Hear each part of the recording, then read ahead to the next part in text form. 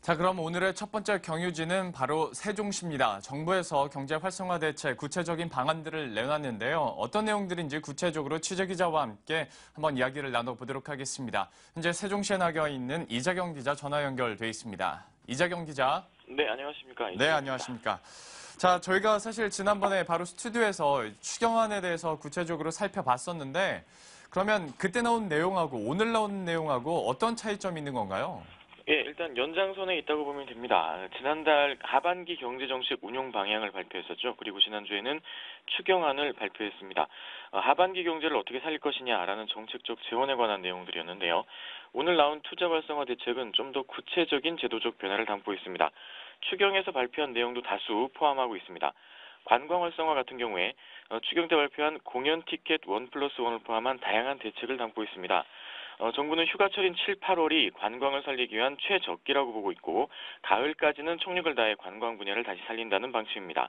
우선 발길이 끊긴 외국인 관광객을 다시 끌어오기 위한 다양한 방안을 내놓았는데요. 정부가 직접 나서서 외국의 관광 당국과 만나서 우리나라가 안전하다는 것을 설득할 방침입니다.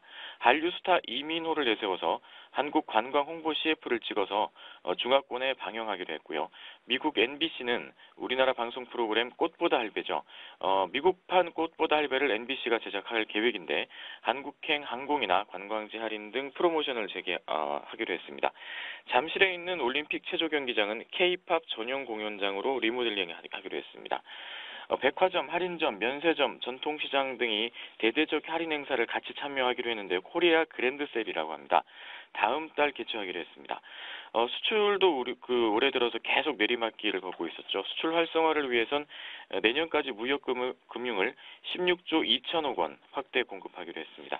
알리바바 티몰의 한국과는 60개에서 100개로 늘리기로 했고요. 정부 간 무역 G2G라고 하죠. 공공주도할 분야도 더 많이 늘려서 참여할 수 있도록 하기로 했습니다. 민간 유통사하고는 글로벌 생활 명품, 지역 특화 상품 등 다양한 유망 소비재를 발굴하기로 했습니다. 그리고 앞으로 시장을 선도할 가능성이 있는 유기 발광 다이오드 OLED, 모바일 중앙 처리 장치 CPU 등도 육성을 하기로 했습니다. 민관 합동으로 2018년까지 6조 8천억 원의 R&D 투자를 해서 경쟁력을 키우기로 했습니다.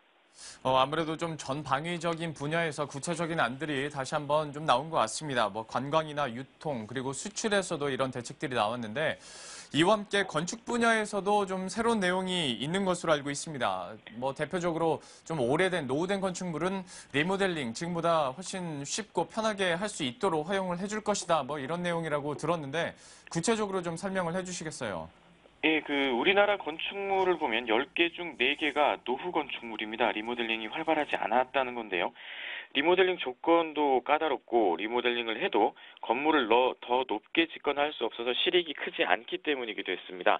그래서 리모델링을 그냥 한 채만 가지고 하는 게 아니라 다른 건물과 함께 묶어서 리모델링을 해서 효과를 높일 수 있는 방안을 정부가 이번에 내놓았습니다. 결합 건축 제도라는 건데요. 두 개의 대지를 합쳐서 용적률을 결합하면 더 높은 건물을 지을 수가 있습니다.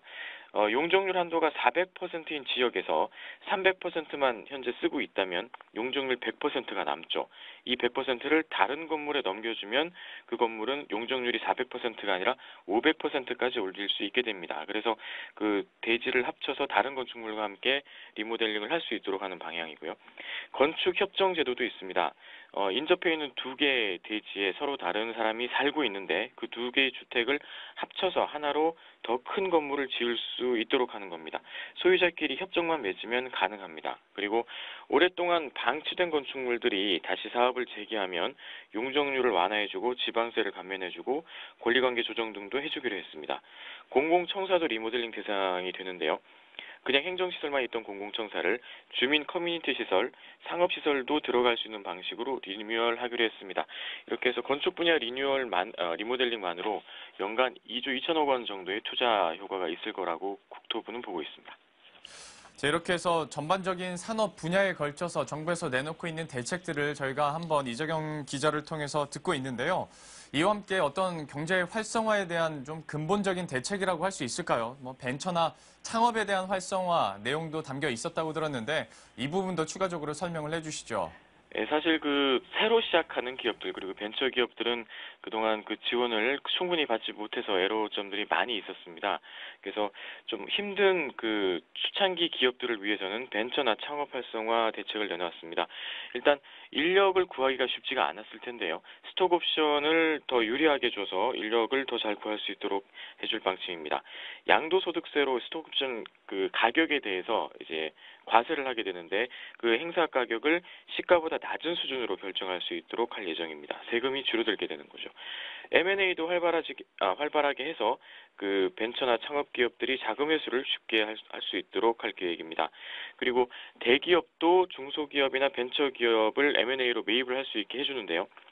대기업이 중소기업을 매입을 하게 되면 상호 출자 제한 기업 집단에 포함되게 됩니다. 그럼 여러 가지 제약이 따라오게 되는데 그 기간을 현재 유예를 해주는 기간을 7년까지 확대해 주기로 했습니다.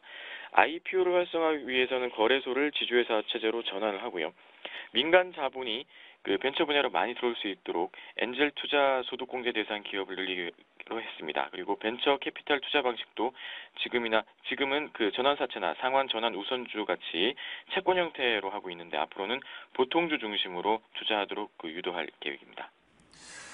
벤처나 창업에 대한 활성화에 대해서 이 정부의 대책들도 들어봤습니다만은 경제가 다시 한번 좀 턴어라운드를 할 수 있기 위해서는 경제들을 끌고 가고 있는 주체들, 예를 들어서 대기업을 말하는 거겠죠.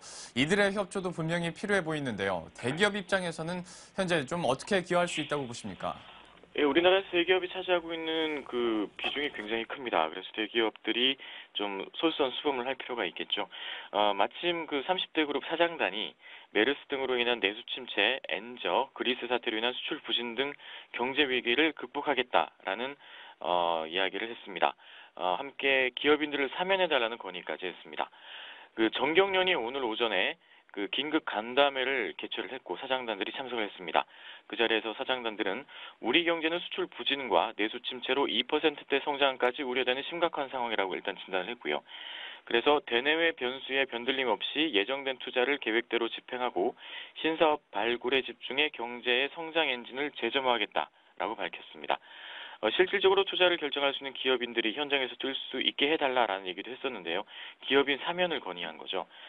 정경련은 구속된 기업인에 대한 사면이나 가석방 등을 요청하기 위해서 경제 5단체의 뜻을 모아서 광복절 특사를 요청할 계획이라고 설명을 했습니다. 자, 이렇게 해서 전반적으로 정부에서 오늘 나온 대책들에 대해서 살펴봤는데요. 역시 여러분들도 들으시기 조금 어려운 부분도 있으셨을 것 같습니다. 실제적인 또 경제계의 변화가 있을 때 저희가 다시 한번 예시와 함께 전해드리도록 하겠고요. 지금까지 세종시에 나가 있는 이재경 기자와 함께했습니다. 고맙습니다. 예, 감사합니다. 예.